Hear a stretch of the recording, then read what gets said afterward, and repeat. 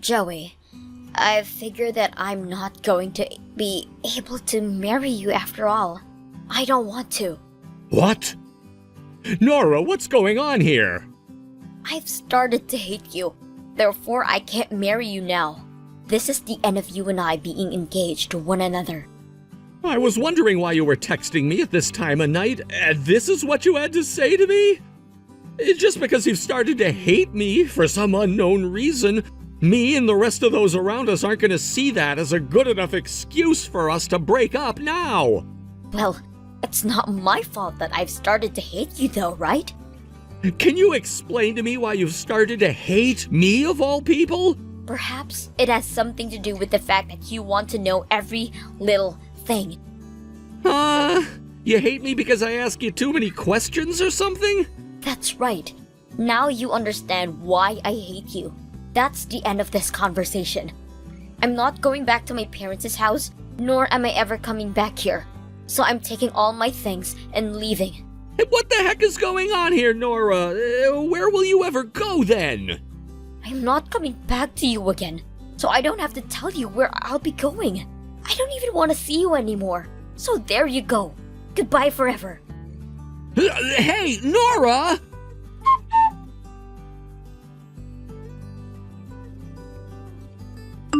Curtis, there's a change of plans.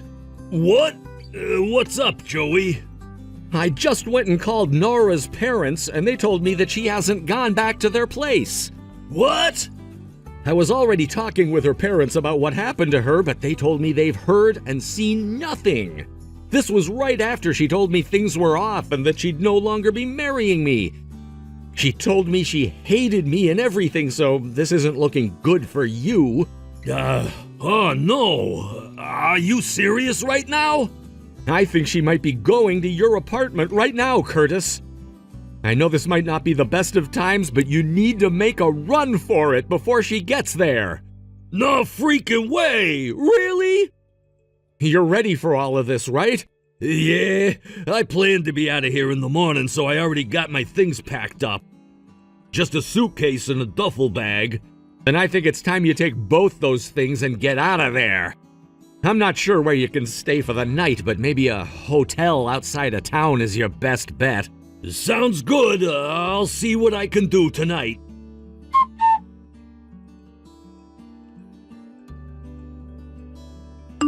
Hey, Joey. I'm going to give you a chance.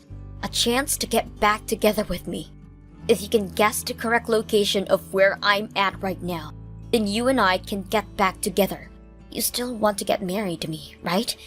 If you can guess where I'm at and come find me, then I'll let you take my hand. Good luck thinking of that answer, alright?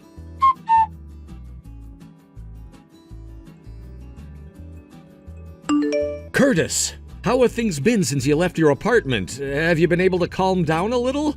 Hey, Joey. I've finally gotten the rest of my things now, so I'm feeling a little bit better about everything. I never thought that being freelance would give me this kind of freedom, though. Well, as long as you were able to get away from Nora without having to sacrifice anything but time, then you're set. I really made you worry a bit, huh? No, I'm the one that got you all worked up. I never thought that after just one small visit to your place, Nora would become such a stalker. Well, I'm sure to you she didn't seem like the type, but the moment I met her, I could imagine that kind of behavior. Well, at least you noticed it right off the bat. By the way, I got a call from that apartment's landlord. And? He told me that about 10 minutes after I left my room and got out of there, a young woman carrying plenty of bags showed up and went to my room. She was ringing the doorbell over and over again while screaming to be let in. That all caused a lot of problems for the rest of the tenants as well, and they began to call and text my landlord about it, asking for him to do something. That's too bad. He was asking me if I knew who she was, and I told him her name in case he wanted to ban her from that apartment building's premise. He told me that in order to get her off the premises that night, he had to tell her that the person living in that apartment had already moved out and that the lease was up. She ended up getting really upset and left the moment he brought that up. Is that right? The fact that that all happened just 10 minutes after you left, that was a very, very close call then. Seriously. When the landlord told me that, all the hair on my back sprung up and I got a bit of a cold sweat. Well, at least you escaped her. I should probably get to bed here soon. I have an early morning tomorrow. I'll talk to you again soon. All right. See you later, Joey.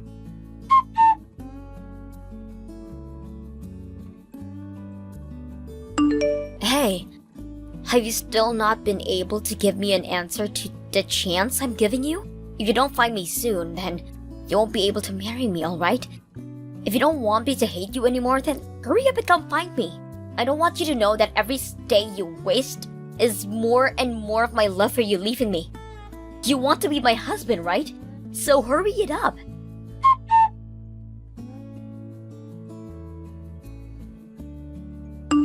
Hey, listen to me, Joey. You are still trying to find where I'm at, right? What do you need? A hint or something like that? Well, I guess I shouldn't expect the world out of you, especially when it seems every place you've gone to so far, looking for me has not been where I'm currently at. Ugh, I guess I'll have to give you a hint then, huh? So this one time, I'll give you a hint. Right now, I'm staying at the tallest hotel in this town. That is also right near the train station. In other words, I've been living here for a few weeks. And if you're now aware of what place I'm at, then come here with money to pay for my stay. That's your penalty for not being able to find me without that hint.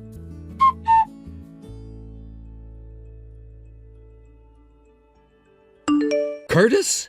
Your girlfriend's last day of work was yesterday, and you two should be heading out of the country this weekend, right? Hey, Joey.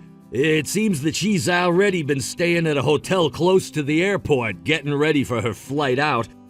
But the fact that I've had to be over here this long already without her has been so lonely. Well, I'm not going to do anything until your girlfriend has made it over there to you. I'm sure nothing can happen now, considering it's almost the weekend, but I just want to make sure that you're not worried about Nora anymore. Thanks for that. As long as you take care of things after my girlfriend's over here, everything'll be just fine. I'll get in touch with you again once I start to act. Sorry for leaving you with all that, and thank you for all of this.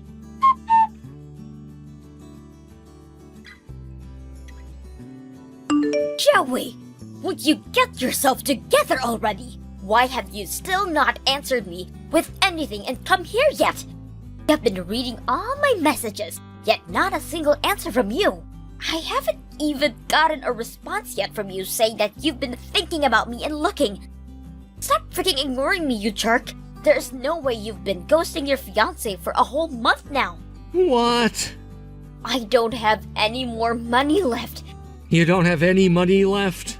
I had to start paying for this hotel room. I've been staying at this hotel right next to Station A. I've been here for almost a month. I know that. What? Ever since you told me that us being a thing was over with, you've been staying in that hotel, right? So you knew I was here the whole time? Yeah.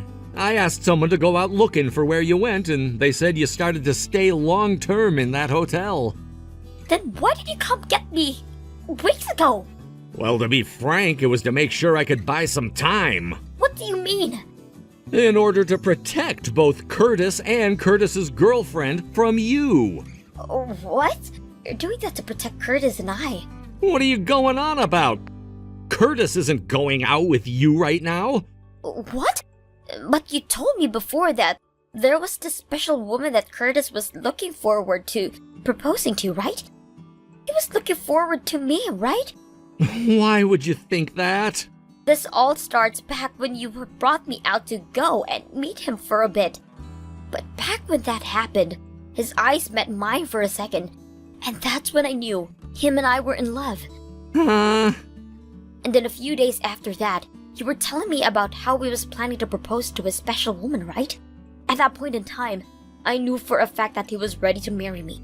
And that moment, when his eyes and mine met, that was proof of that. Yet, after going through all of that hard work of telling you to go away and that I was no longer your fiance, you ran off. You ran off to somewhere that I couldn't find. I was the one that told him to run. Uh-huh. He and I had been talking for a little while about how you were trying to stalk him. And well, the first time he brought things up, he also told me that he was planning to get married to his now fiancée, who he's been with since high school. Then they would move overseas where he could work freelance and enjoy a new culture. What? Since high school? Moving overseas? Uh-huh. Curtis is a freelance coder, so he can travel anywhere in this world and still keep his job. That's why he'd been planning on going overseas and living abroad for a while. He then told me about how he wanted to take his girlfriend, his fiancée actually, with him, and they could live together overseas. What? I'm sure that explanation has helped you understand that you are nothing to Curtis. Not his lover, not his girlfriend, not his fiancée. At first, I was never thinking I'd have to explain any of this to you, but when you started to try stalking him, I had to think of a way to convince you that you'd never be able to get him. What? But I had to also make sure to keep a lot of things hidden from you until they were both in a safe place, or else you might still try and go after him. Since him and his fiancée are now long gone, I think I can pretty much tell you everything. That woman that Curtis is planning to marry is your little sister. Huh? My little sister, Kelsey? I was just as shocked when I found that out. I wasn't as shocked, though, by the fact that the person Curtis has been going out with is your little sister. What really did me in was the fact that you had a little sister this whole time, even though you always told me you were an only child. While you'd been out of my hair this whole month, I was talking with your grandpa about everything, and that's when I finally learned what all went down. What did he tell you? He told me about how you and your little sister grew up in very different environments. What? You had always been adored by both your parents, and because of them always spoiling you, you turned into a very self-centered jerk. In order for your little sister to escape that very toxic environment you and your parents created, right after graduating from high school, she left the house. And ever since then, you've never heard a thing from her, and that's why you always like to think you were an only child. And even with me, you said that you never had any siblings, which is strange considering I was about to marry you and you could tell me the truth. Well, I didn't want to talk about her. I'm not really sure what all has happened in her life, but the fact that you thought it was okay to never tell your own fiancé about how you've had a little sister this whole time is disappointing. I honestly find it pretty unacceptable. That's because... I don't care to listen to your excuses now. But Joey... Just like you were hoping for, you and I are no longer getting married. Wait, what? You're joking, right? If you're upset at me for saying that I started to hate you, you can just go ahead and forget all about that. I mean, actually, all of that was just a misunderstanding on my part, because I had thought Curtis was in love with me. You could just act like all of this never happened, alright? There are a lot of things I'd really like to say about all of that. But at this point, it would be a waste of my time and energy. What? Huh? The only thing I can really say now is this. Am I a freaking joke to you or something?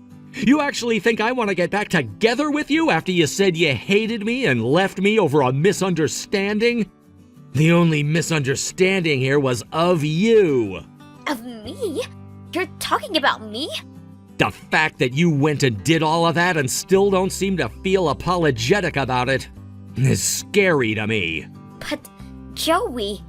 Now that I've said that, it's over. And as for things like the money I paid for your engagement ring and the wedding prep, I'll get it all back from your parents. What?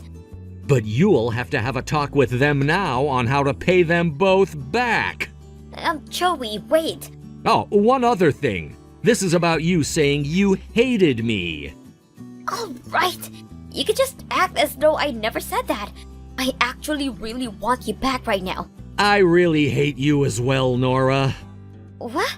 You sure did get me there saying you hated me out of nowhere. I never once thought you had that feeling about me inside you. I think from now on I'm gonna be a bit more careful when it comes to being with a woman.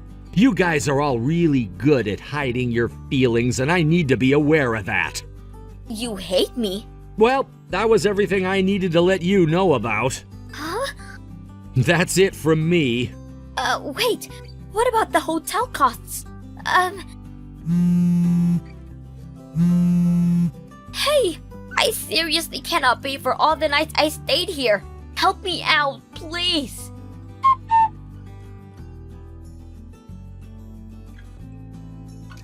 That whole month of having to think about what Nora would say next and making sure that Curtis and his fiancée were safe was pretty tough on my nerves. But in the end, we all came to a safe conclusion where nobody had to get hurt, besides Nora herself. After talking to her, Nora started begging her parents to come and help her pay for the hotel. At this point in time, they had already been pretty skeptical of her because of what I had said happened. And for the past month, they didn't know where she went. But once she had told them her location and the reason why she was staying here for that long, they came to pay off the remainder of the bill and take her home. The total bill for all of that was around $7,000, which Nora was only able to pay $500 of. Nora has always loved staying at places that look really expensive on the outside, and so the place she chose did not stray far from that.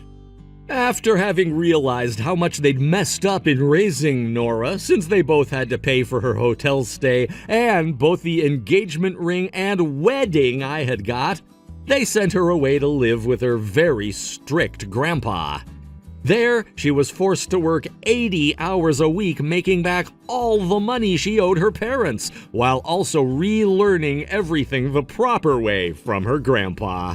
I've heard that so far things have been like hell for her there.